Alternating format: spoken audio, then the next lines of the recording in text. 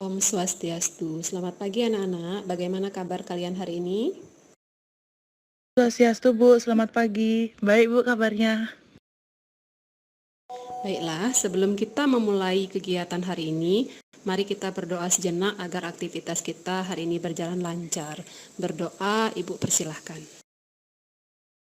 Sebelumnya, Ibu sudah share modul, PowerPoint, dan video pembelajaran yang relevan dengan materi yang akan kita pelajari hari ini. Di Nesa e-learning juga Ibu sudah sematkan. Apakah kalian sudah menyimak dan mempelajarinya di rumah? Sudah, Bu. Oke, rata-rata ternyata sudah mempelajari. Nah, untuk materi yang kita pelajari hari ini adalah kaidah pencacahan dengan submaterinya adalah aturan penjumlahan dan aturan perkalian. Apa kira-kira materi yang kita harus kuasai dalam mempelajari ini, Nak? Materi prasyaratnya kira-kira apa? Ada yang tahu? Materi prasyaratnya itu operasi penjumlahan dan perkalian, Bu. Nah, sekarang apa penggunaannya di sini itu akan kita bahas lebih banyak. Dalam mengambil sebuah pilihan, kita dihadapkan terhadap permasalahan banyaknya pilihan yang mungkin serta cara menghitungnya. Terus dalam kehidupan sehari-hari juga ada banyak sekali yang memakai materi ini, ada penyusunan password, memasangkan pakaian, cara menuju suatu tempat, dan lain-lain. Nah, materi ini penting dan sangat berguna kalian pelajari karena sangat membantu kalian mempelajari materi dalam subtopik berikutnya maupun dalam materi peluang, juga dalam menyelesaikan permasalahan dalam kehidupan sehari-hari. Silahkan kalian akses Nesa e-learning, lakukan presensi, dan baca petunjuk kegiatan agar jelas apa yang akan kalian lakukan hari ini, termasuk mendownload LKPD, diskusi pada forum diskusi dengan kelompok masing-masing ya.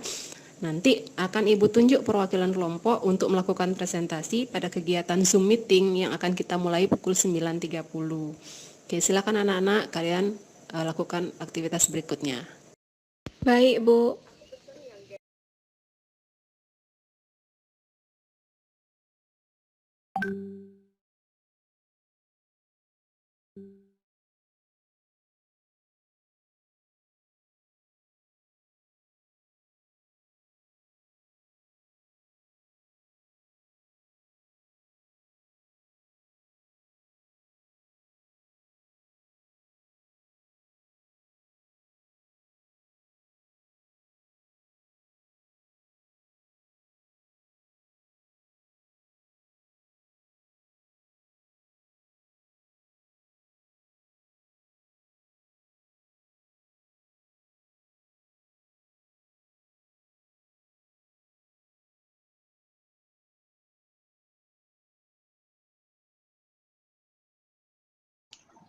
Oke, selamat pagi anak-anak.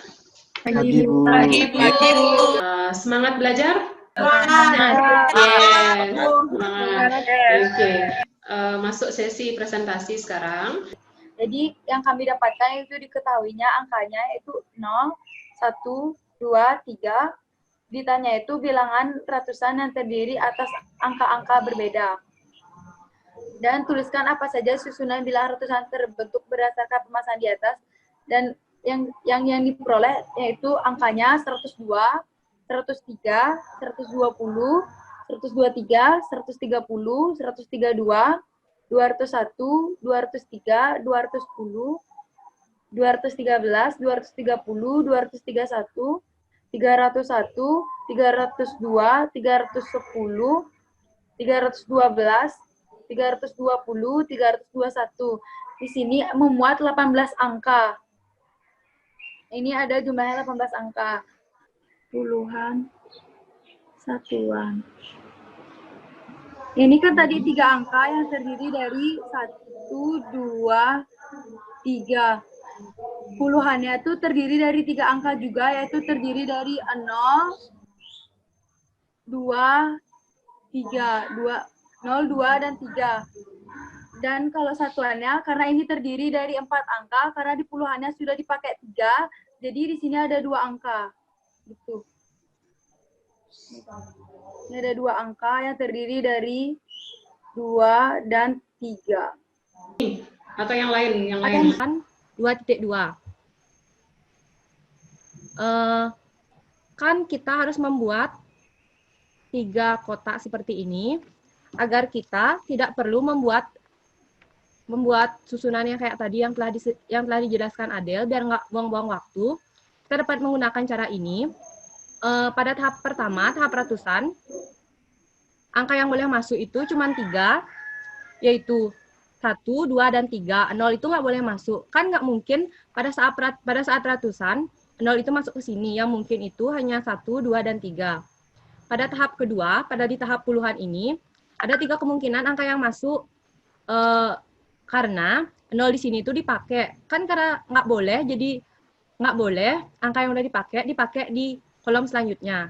Kita udah pakai pada tahap ratusan ini 1, jadi tinggal 3 angka. Dari 4 dikurangi 1, tinggal 3 angka yang boleh masuk. Pada tahap ketiga, di tahap memilih satuan ini, masih tersisa 2 angka. Karena kita udah pakai 2 angka sebelumnya tadi. Di sini kita juga menggunakan aturan perkalian dengan mengalihkan 3 dikali 3 dikali 2. Jadinya ada 18 cara. Untuk perumusan aturan perkalian, jadi diketahui kejadian pertama mempunyai nilai M hasil yang mungkin, dan kejadian kedua memiliki N hasil yang mungkin. Jika kedua kejadian tersebut harus terjadi, banyak hasil yang mungkin adalah M dikali N. Kita tinggal mengalihkan. Jadi, kedua kejadian itu terjadi secara bersamaan. Untuk kesimpulannya, jika salah satu dari kedua kejadian tersebut harus terjadi, kita sebut dengan aturan penjumlahan. Sedangkan, jika kedua kejadian tersebut harus terjadi, disebut dengan aturan perkalian. Gimana anak-anak yang lain? Bisa dipahami? Bisa, Bu. Bagus ya? Bagus, penjelasannya sudah tepat. Oke, bisa kita kasih tepuk tangan buat Yumas dan Adel juga yang presentasi tadi. Kita mulai dengan kesimpulannya apa dari materi yang sudah kita pelajari hari ini. Siapa yang mau mewakili untuk menyimpulkan? Ya, silakan. Langkah yang pertama dalam aturan penjumlahan yaitu kita harus menentukan banyak cara yang terjadi pada kejadian tersebut. Banyak cara dari yang pertama, yang kedua sampai ke N. Setelah menentukan itu, kita tinggal jumlahkan saja semua cara yang kita dapatkan tadi sehingga akan mendapatkan hasil yang diinginkan.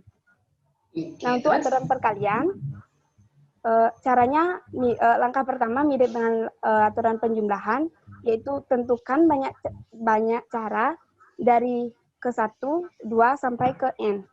Setelah itu kita tinggal kalikan saja banyak cara yang kita dapatkan tadi sehingga akan mendapatkan hasil yang diinginkan. Seperti itu. Oke, gimana anak-anak yang lain? Atas kesimpulan tadi? Bisa. Oke, bagus ya, sudah bisa menyimpulkan dengan bahasa sendiri. Nah, Ibu akan sharing apa yang kita pelajari. Nah, untuk aturan penjumlahan pada umumnya dipakai jika ada beberapa kegiatan berbeda, namun salah satunya harus dilakukan, tidak sekaligus. Ya, nah, seperti yang disampaikan Evi tadi, kita tentukan dulu banyak kejadian. Pada peristiwa pertama, misalnya N1 pilihan. Pada peristiwa kedua, N2 pilihan. Nah, sekarang totalnya kita tinggal jumlahkan banyak kejadiannya pada masing-masing peristiwa itu. Oke, nah untuk aturan perkalian, kita gunakan untuk menghitung banyak cara kedua kejadian, 2 kejadian atau lebih yang terjadi secara bersamaan atau berkelanjutan. Kita tentukan dulu banyak cara pada tahap 1, tahap 2, tahap 3, dan seterusnya. Seperti saat kalian ngisi kotak-kotak tadi. Ya. Nah, sekarang kalau sudah ketemu banyak cara pada masing-masing tahap, baru kita tinggal kalikan. Dapatlah totalnya berapa. Oke, jelas? Ibu informasikan untuk kuis kita akan lakukan secara asinkron. Nanti kalian mengerjakan jam 5 sore. Ya, kuisnya dikerjakan jam 5 sore sampai jam 5.20, 20 menit waktunya. Kuisnya berupa esai, ada 4 soal, silahkan dikerjakan dengan baik. Mudah-mudahan hasilnya bagus dari apa yang kalian simak hari ini, kalian bisa terapkan di sana. Nah, terus Untuk pertemuan selanjutnya kita akan melanjutkan materi mengenai permutasi. Silahkan nanti dipelajari modulnya yang sudah Ibu kasih di e-learning. Nanti ada video pembelajaran dan juga PowerPoint. Silahkan kalian simak sehingga nanti kegiatan di pertemuan berikutnya bisa berjalan dengan lancar. Ya. Terima kasih atas partisipasinya hari ini. Kalian semuanya luar biasa, hebat. Nanti jangan lupa tetap harus rajin banyak-banyak berlatih soal agar lebih meningkatkan pemahaman kalian dalam menguasai materi. Ya, anak-anak? Ya, Bu. Ya, Bu. Untuk itu, silakan berdoa, nak. Dimulai. Selesai? Kita tutup dengan Parama Santi. Om Santi. Om Santi.